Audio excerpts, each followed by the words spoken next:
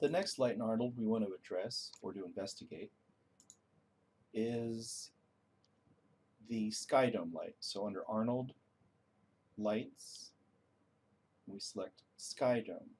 So the sky dome will create a giant sphere that surrounds our scene and allows us to use high definition images that are available everywhere on the internet. So you can find different types of high definition images that we'll be using as lighting devices to light our scene. So rather than actually using a light, we're going to be using an image with the lighting baked into the image to light our scene.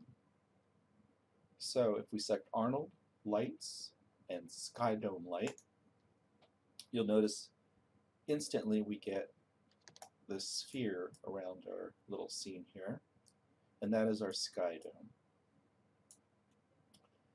There is nothing on our current sky dome at the moment, so if I bring over my Arnold renderer, you can see we're getting a very blown out, it's a soft lighting effect, but it's very washed out because the sky dome has a constant gray coloring to it. So let's place an image on our sky dome and use an image to light our scene. So with the sky dome selected, Control A to bring up the attribute editor for our sky dome.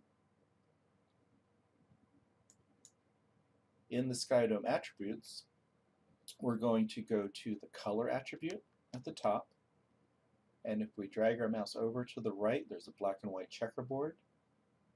This is telling us we can apply another type of attribute to this attribute to act as a different effect. So if I click on the black and white checkerboard and then File, whenever we bring a file into the scene, that's bringing an image, a 2D image, into Maya. Now the attribute editor is asking us where this image is. So I'm going to navigate to the image by clicking on the manila envelope to the right. And I've placed it on my desktop, and I'll open this up.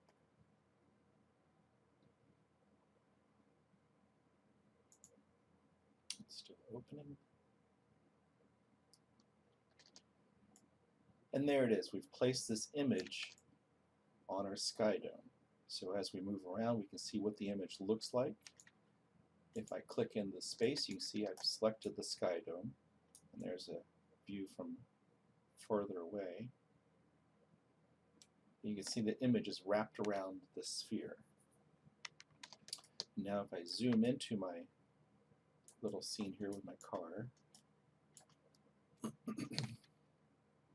I can bring the Arnold renderer window over and see what we're getting with this lighting effect. So as before, Arnold is going to do a number of passes to clean up artifacts and things in the rendered shadows. So now we've got this lighting effect based on the lighting from the image. All the lighting that is based in this image is affecting the lighting for our scene. We're getting some shadows based on the image. We're getting some nice soft shadows throughout the scene, but it's a little stronger than the previous example because we're seeing some very definite definition through the cars, but it's still very soft. Now we can change the direction of this lighting by just rotating and changing the direction that this sky dome looks at our scene.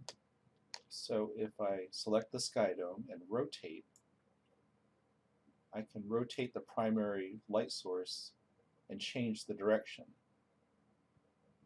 So now I'm getting the primary lighting is coming from behind me, and you can see it's falling behind the cars.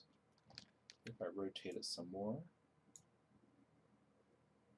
now the lighting is coming from the left and casting shadows off to the right of our cars.